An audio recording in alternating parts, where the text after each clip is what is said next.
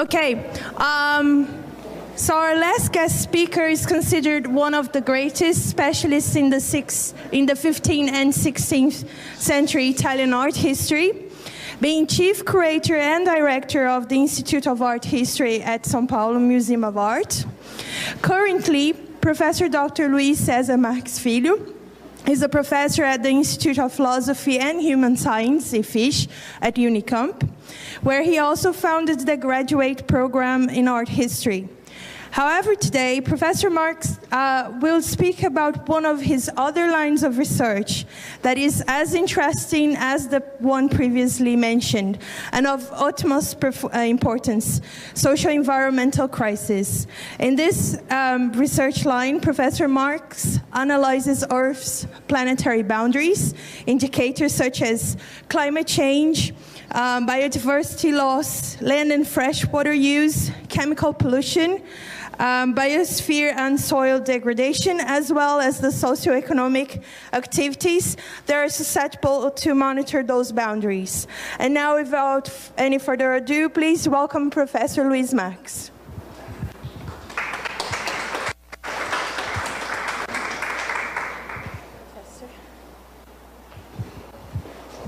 Okay, thank you very much. Many thanks for this invitation. I'll be happy to be here among students and researchers who are not in my own field of research. And I will begin by this. I think that I believe we are now in a kind of transition from zones of risk in environmental terms to zones of irreversibility. I will try to explain what I mean by these concepts. I begin by this, a false sense of security. I don't know if you can read there in the bottom. Perfect. So Owen Gaffney, I don't know if you know Owen Gaffney, he's a very important scientist who works in the Stockholm Resilience Center. And he said in an article in the New Scientist in 2017, industrial societies have been given a false sense of security by the deceptive stability of the Holocene, the last 11,700 years. Now we have ejected Earth from the interglacial envelope and are heading into uncharted territory. We all know that the Holocene was an exceptionally stable geological epoch, and in fact the natural variability during the Holocene was under 1 degree Celsius. So we think that the world is like this. In fact, it's not. How do we get out of the safety zone? By destabilizing the climate and destroying and degrading the 6 spheres that interact within the Earth system. Biosphere, atmosphere, hydrosphere, pedosphere, cryosphere, and lithosphere.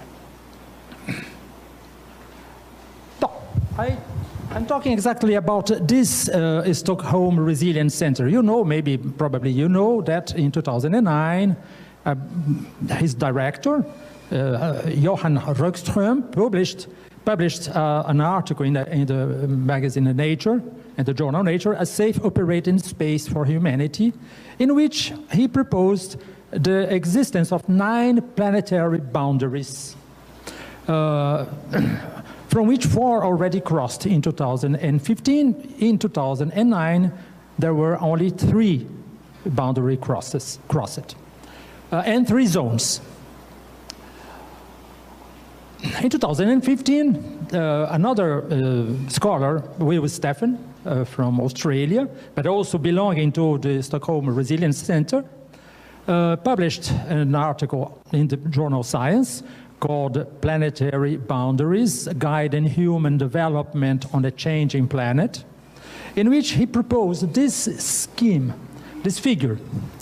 I think that all of you maybe know this figure, but in any case, I will insist a little bit about it. So there are these 3 zones. No? The green zone is below boundary. Where is the light here? No, can we?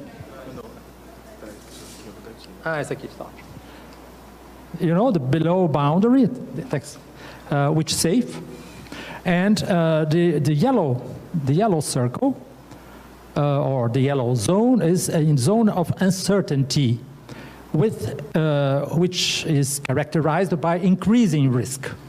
And there is the red zone. The red zone is beyond a zone of uncertainty. Also, that means a zone of high risk. Stefan proposed that we have crossed already 4 zones, 4 boundaries. The first boundary would be biosphere integrity. The second would be the land system change. That is his proposal, which is still in yellow, which means in increasing risk. And there is the biochemical flows, so the use of industrial fertilizers. Among these novel entities, he proposed 3 that are not yet evaluated, not yet assessed. Novel entities, atmospheric aerosol loading, and functional diversity. Brazil.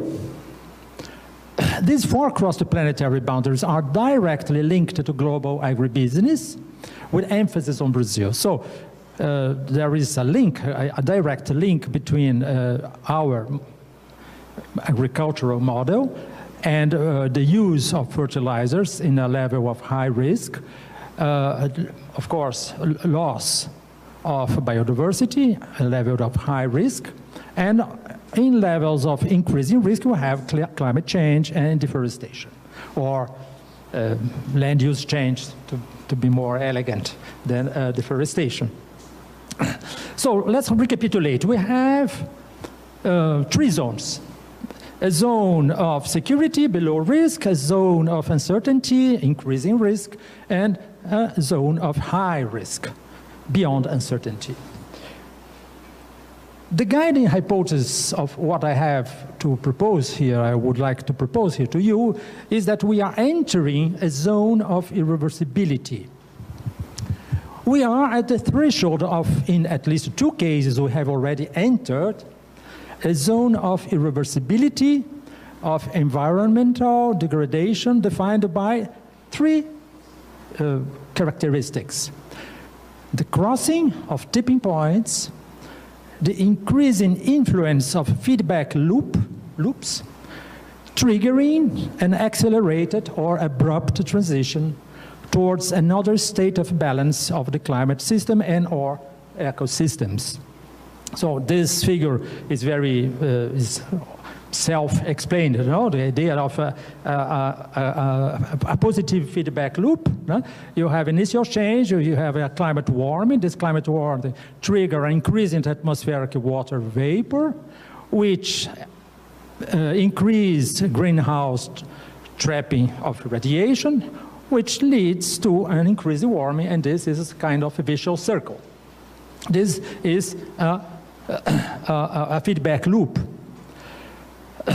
So, to put it in a very simple terms, beyond these 3 zones, we have this irreversibility zone characterized by tipping point crossed, increasing influence of feedback loops, leading to accelerated or abrupt transition toward a new state of balance of the climate and ecosystems.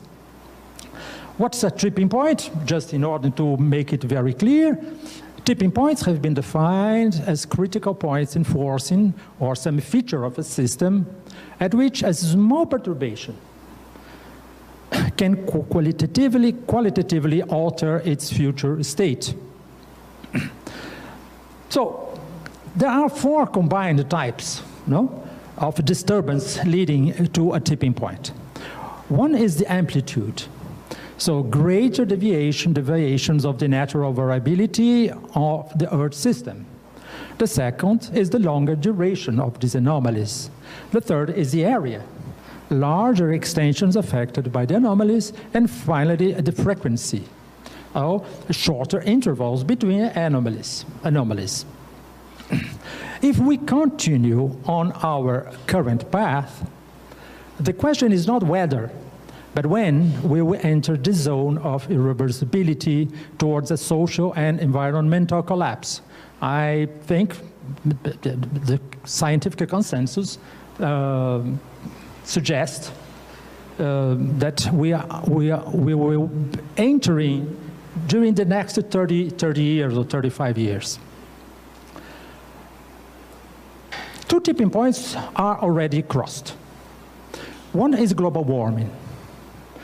So 2 degrees plus 2 degrees Celsius, not yet a geophysical impossibility. There is a big work published in Nature recently telling exactly this, that it's not yet a geophysical impossibility, but already is a social physical impossibility, exactly what I would like to discuss with you today. And the second global tipping point crossed is the ice melting and sea level rise. What can now be expected is not to avoid, but to mitigate. To mitigate both this process and to slow their pace in order to strengthen our capacity of adaptation. So this is a very known figure published in the third assessment report of the IPCC in 2001. Once tipping points were crossed, global warming and sea level rise became irreversible. I think that it's very easy to understand this, no? So we have a peak here, sometime during the 21st century. Scientific consensus proposed that in 2020, at the last possibility. But even if we peak and reduce to zero or almost zero our emissions of CO2, there is already a kind of a dynamic which was triggered in three questions. No? The first one is the CO2 stabilization. You know that the CO2 has a long-term existence in the atmosphere beyond 100, 300 years, with a long tail of millennia. 85% between 100 and 300 years. But there is this long tail. So the temperature stabilization, the CO2 stabilization, 100 to 300 years. So even if we stop now to emission, this will continue until the next century or 2 centuries. The temperature stabilization will take a few centuries today, now. So it will be increasing slowly but unavoidably. And there are the sea level rise triggered by these two factors. No? The sea level rise due to thermal expansion of the sea, or the water, centuries to millennia, and sea level rise due to ice melting, also several millennia. So whatever we do now, even if the humanity disappeared today, or no gram of CO2 was emitted, we already have give a start of these two processes, global warming and sea level rise. So IPCC in 2001 says sea level is projected to continue to rise for many centuries. What is also possible to detect in order to characterize a zone of irreversibility? This is the proposal of James Hansen. I think that everybody knows who is James Hansen. Is the most important scientist of climate today. And he says more warming is coming in the pipeline it will occur without adding any more greenhouse gases. He said it in 2012, and this is the context of his statement. There is a temporary energy imbalance. More energy is coming in than going out until Earth warms up enough to again radiate to space as much energy as it absorbs from the sun. More warming is in the pipeline. It will occur without adding any more greenhouse gases. The total energy imbalance now is about 60% of a watt by square meter. It is enormous. It is about 20 times greater than the rate of energy used by all the humanity. It is the equivalent of exploding 400,000 Hiroshima atomic bombs per day, 365 days per year. That is how much energy Earth is gaining each day. Another trait of irreversibility that we could detect is research led by Ken Caldeira, who's a very important also researcher in climate system. And he published in the Environmental Research Letters in 2014 this figure showing that the maximum warming occurs about 1 decade after our carbon dioxide emission. So the carbon emission that we emitted today will affect the global warming in a maximal level in 10 years. Whatever we do tomorrow. Another trait, another characteristic of reversibility is a positive feedback loop. Approximately 2% of global terrestrial net primary productivity is lost yearly due to dry land degradation. What is NPP? NPP is the net amount of carbon captured by vegetation through photosynthesis each year. So we are losing 2% of the NPP each year. And forests, tropical forests, which were carbon sink, are now carbon source. So this article published in Science in 2017 says the world's tropical forests became a net carbon source of 425 teragrams of carbon per year because of degradation. The current situation is this. We already warmed the planet. We have already warmed the planet at this level, 1.24 degrees Celsius, above the average temperature of 18,800 and 1920. You can, of course, note that this is a completely anomaly situation. So from 2014 to 2015, 2016, the behavior of the curve is completely different of the past. We are entering a new zone of acceleration. In addition, there are these terrible urban heat islands. Urban areas where 6 billion people will be living in 2045 are 3 degrees to 10 degrees Celsius hotter than rural areas. For instance, in São Paulo, for instance, the metropolitan area of São Paulo, in 1919, they measured a gap of 7 degrees, 24 degrees in the rural area, and 31 degrees Celsius in the urban area. The rate at which oceans have warmed has nearly doubled since 1992 compared to previous decades, so compared to the 1960s. And then we arrive at these projections. These projections, there are many projections, but the difference between them are not very important. So I chose this one. I could choose any other one, and the result would not be much different. What is this result? Well, we have some scenarios. The only scenario that could lead us to a warming of less than 2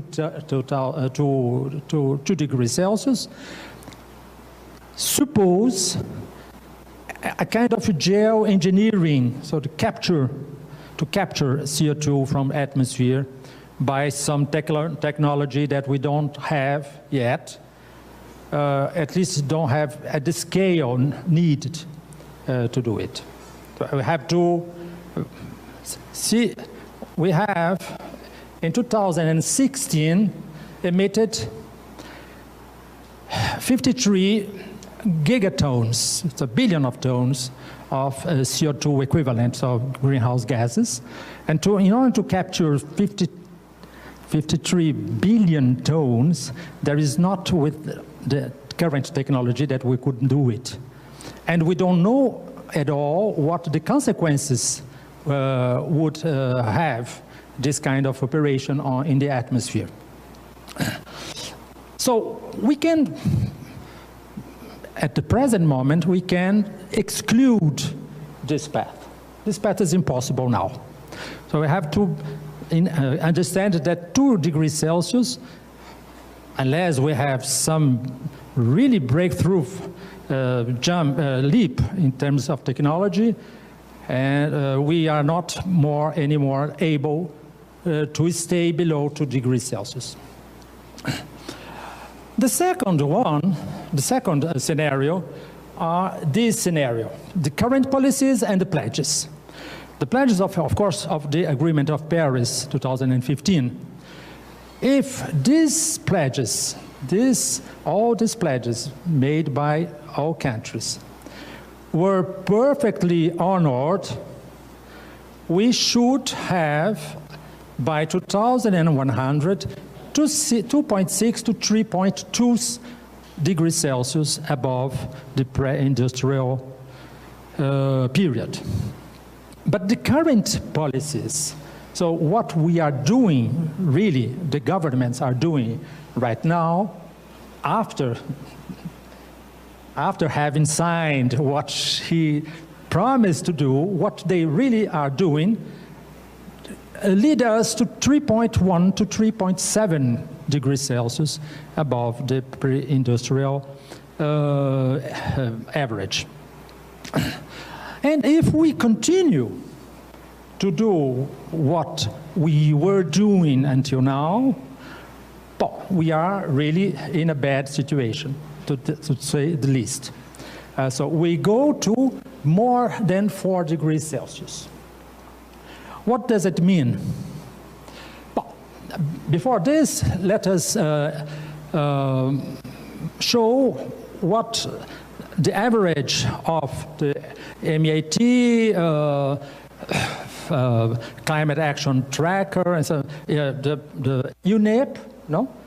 United Nations Environmental Program, think about what will be the temperature by 2100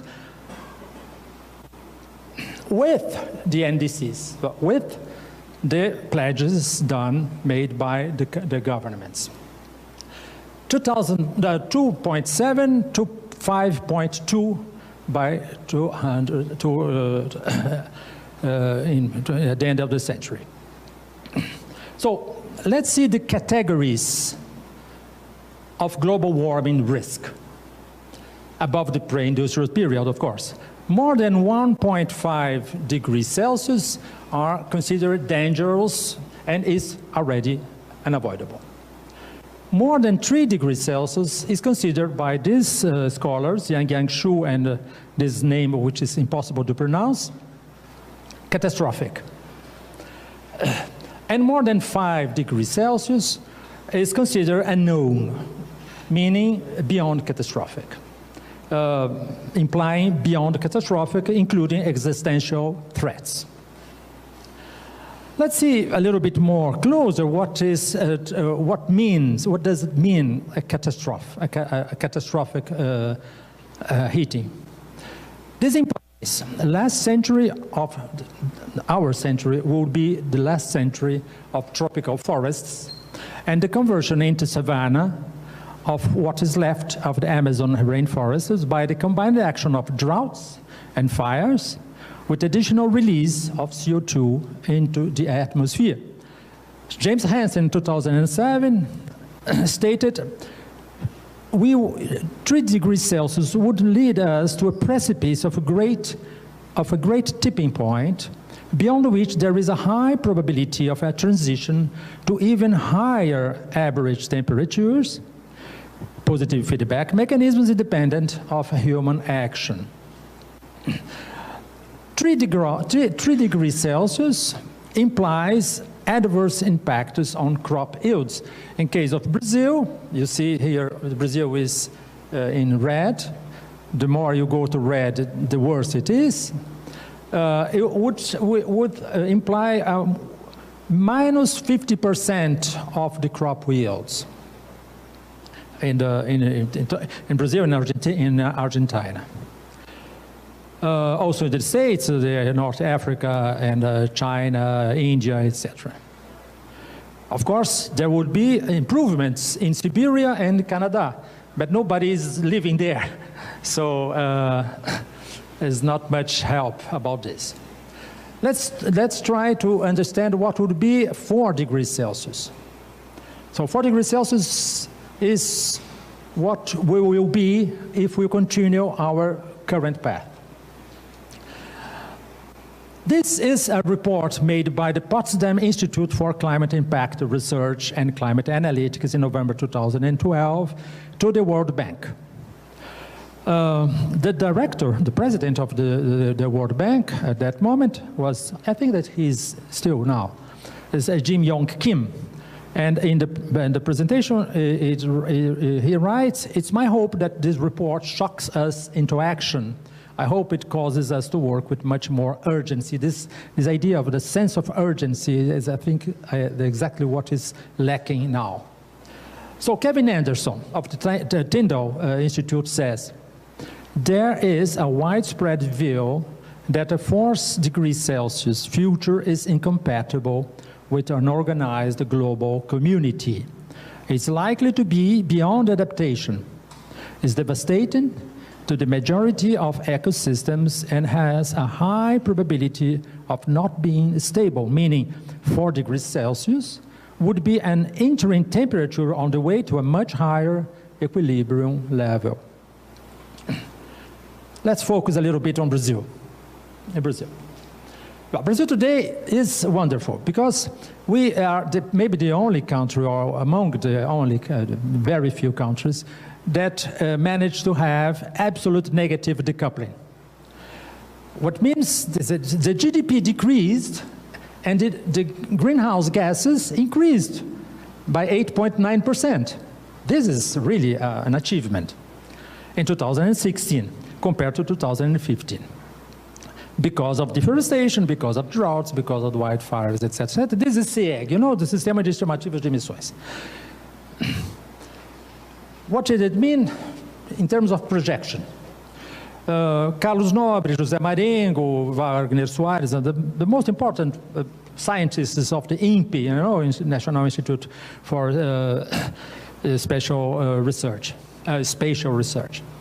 So they say, in terms of rice, productivity of rice, the staple, rice and beans. In 1990, we have only in Bahia these red points of high risk for the agriculture of rice. In 2025, you see the difference is already a little bit very easy to detect. In 2055 also, in 2085, there will be much less rice to eat. Beans are much worse. In 2019 was already, the northeast of Brazil was already very touched, very affected.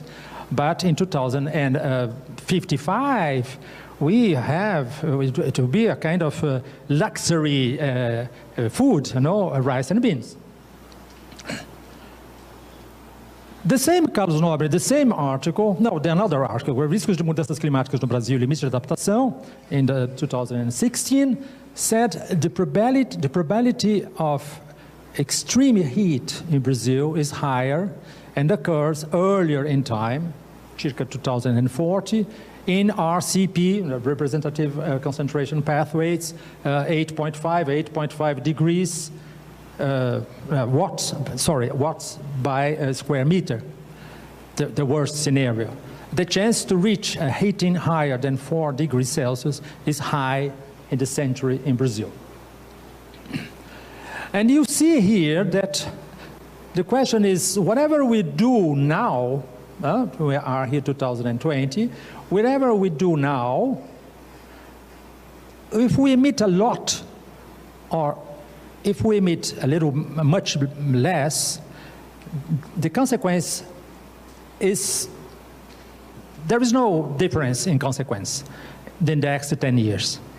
The question will be after 2000 or about 2040, and then there are a big divergence between these pathways or these scenarios.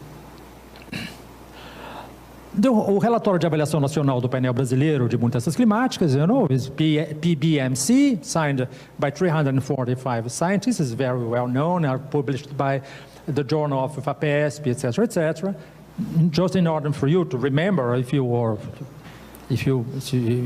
have missed this publication, Brazil is estimated, the warming in Brazil is estimated to be between 3 and 6 degrees Celsius by 2100.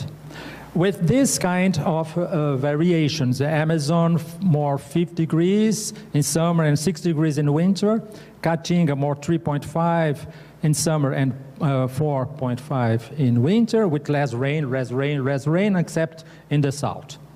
Mata Atlântica Northeast, more 3 degrees Celsius in summer, 4 degrees Celsius in winter. Mata Atlântica South and Southeast, more 2.5 degrees Celsius in summer, 3 in the winter, with more rain, right? With more rain. And this, generally speaking, it's what is projected in terms of 2 degrees and 4 degrees. Just look at it, it's very, very easy to understand what is happening in terms of percentual of crop yields. About 10% less for maize with 2 degrees and almost 30% with 4, spring wheat, plants, and mammals. Now, the difference between 2 degrees and 4 degrees is evident. It's self-understanding. So 2 degrees is too high to be safe and too low to be possible. Normally, for instance, the global carbon budget thinks that we will be crossing the 2 degrees, the 2 degrees Celsius about 2037, and 3 degrees Celsius about 2069. Michael Mann published many articles about this, and one article in the Scientific American, it's not just a diffusion journal, scientific divulgation. He says that if we are to limit global warming to below 2 degrees Celsius forever, we would have to limit CO2 to below roughly 405 ppm. But we are already in 410 ppm. Not this, we reached for the first time 400. The average of 2017 is 403.3. So we would have still a small, insignificant chance not to cross 405, but it's a social impossibility because, of course, we are doing nothing to do it. on its side, the IPCC assessment report for 2007, the working group 2 says any CO2 stabilization target above 450 ppm parts per billion is associated with a significant probability of triggering a large-scale climatic event, which means exactly what is a large-scale climatic event, an event able to destabilize the climatic system. Also means it will lead us to another balance of the system. In terms of sea level, I think it's okay. In terms, it's finishing. In terms of sea level rise, we have this. The intermediate values are 50 centimeters to 2 meters by 2010 and 100.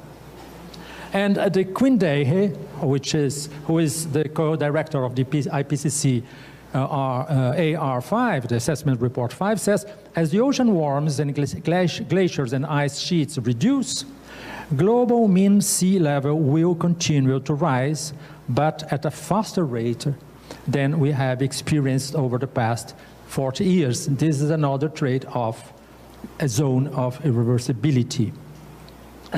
There will be, of course, climate refugees.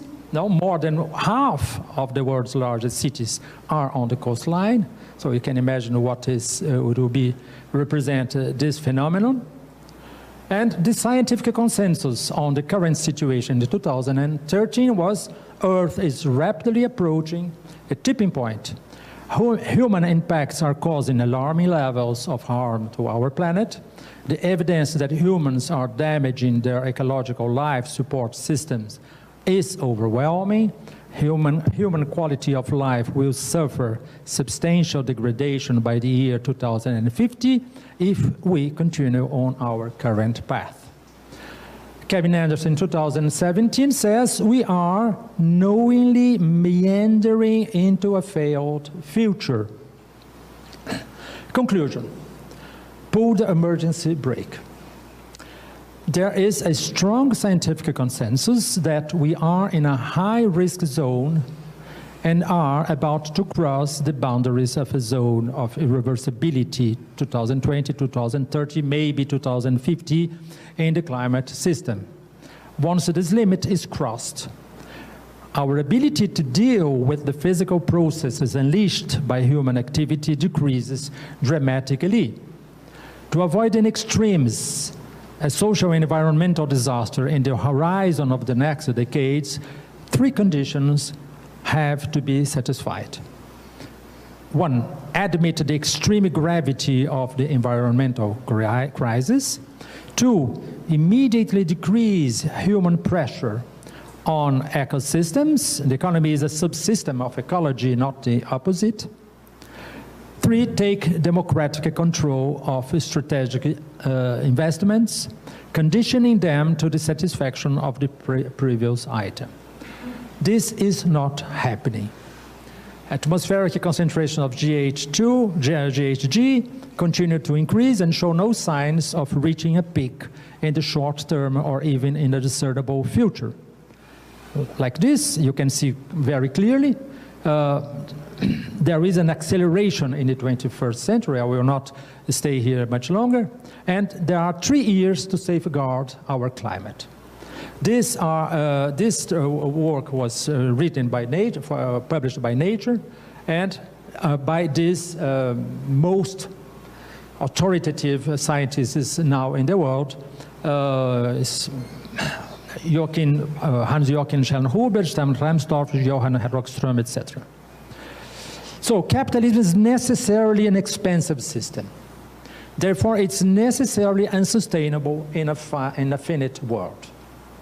We cannot, the doubling time in exponential growth, you know, at 3% by year, oh, I forgot to put it in English, is 23 years.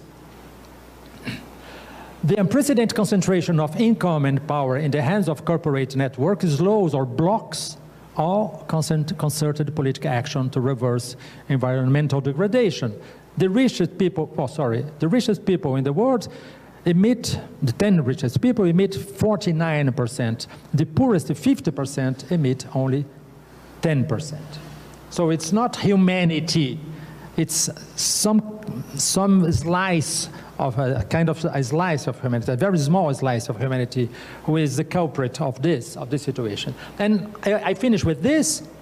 Again, you see that whatever we do between 2020 and 2030 will have very small consequences.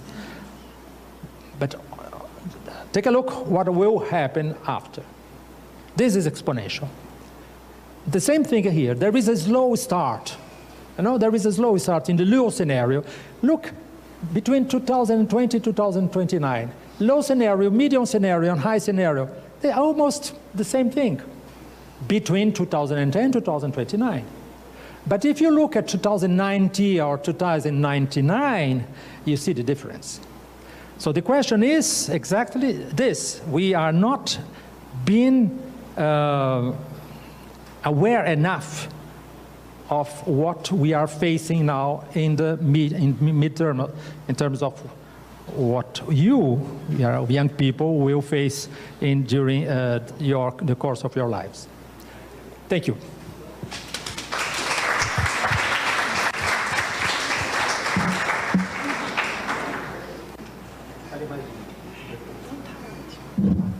Thank you, Professor Marques, for this really, really interesting lecture.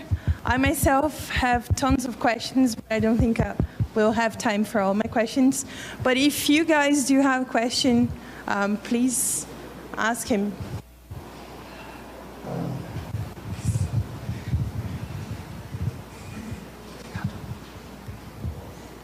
Hello, Professor.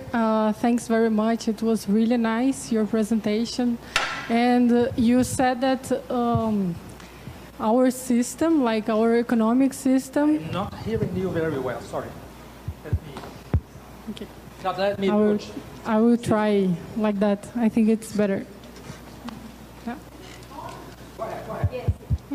Yes, but it's slow. Go ahead. So you said that our economic system, as you showed in the last slides, might be the big problem of all this crisis. Because I think if we didn't have based our consumption in oil-based fuels, and if we didn't have so much consumerism, maybe we wouldn't be in this way that we are living nowadays and facing these problems. So what would you suggest, like if you could suggest something, some attitudes? And we see a lot of mitigation and adaptation strategies, but at least I haven't seen some of them based on this economic system. So what would you suggest, or what changes would you think it would be really helpful? You know, it's very easy to say and extremely hard to do. We can write it, paper accept everything. And what is easy to say is, of course, that if your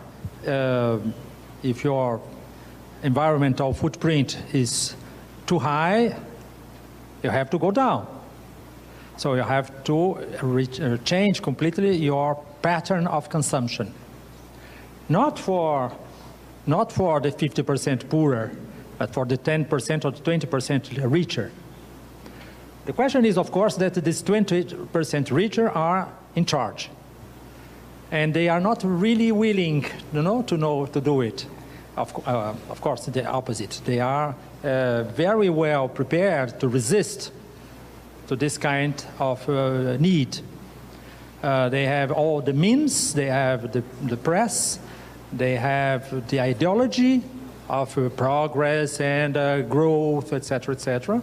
If you try to convince people in your circle that we should decrease our growth rate, economic growth rate, of course, people would say that maybe not in face of you, but she's a little bit crazy. So it's very difficult for us to understand one thing, is that the fact that during the Holocene, the last 11,000 years, we get used to the idea that the more we have, the better. And it was true. If you have more excedent, you are safer, you have more power, you can fight with better conditions against your enemies, the other species or your own species, etc., etc. But suddenly, this equation was inversed. The more we have, the more unsafe we become. And this is very difficult to realize. Of course, because your father, your grandfather, etc., until 10,000 years ago, never could imagine that we would reach this situation, and we would reach this situation very, very in a space of 2 generations. 1 generation, 2 generations. So when we were into 1960s, so I was born in 1952.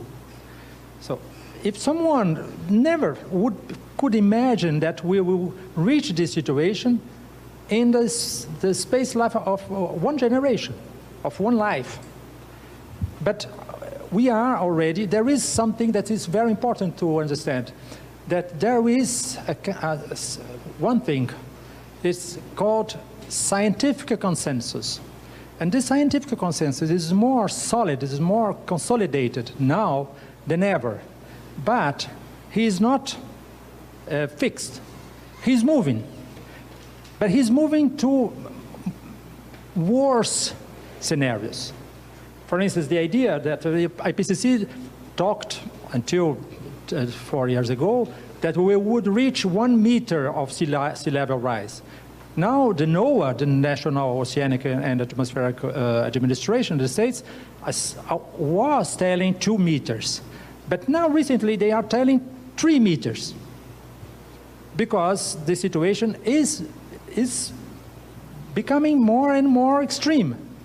And we are not doing anything to stop this, the rate, the pace of this evolution. So, less consumption, of course. Less, the question is not on the side of consumption. Of course, it is in the side of consumption, but there is something much more important than the consumption, is the production. Because we can decide what we will consume, consume. But we cannot decide what we will produce. And basically, in the age of my grandparents, people produced what we need, they needed. And now it's the opposite. We are supposed to consume what they produce. And so the need is now inverted. And we have, democratically speaking, to have control of what is produced. What would not produce in terms of small things, but the strategic decisions of investment. And the strategic decisions of investment are in which? In what? Energy, food, soils, water, mobility. We could find another one, but these are the most important things that if the society cannot have the control to decide what will be done in these 5 or 6 strategic areas, not a question of the bakery of the angle, but this question, this big 5 big dossiers are in the hands of a small, very small, very small group of people. I'd like to think we don't really have more time, but I do encourage you to talk to him after the closing ceremony. So I would ask you to please remain seated because we're going to have a really short close ceremony of our symposium. Thank you.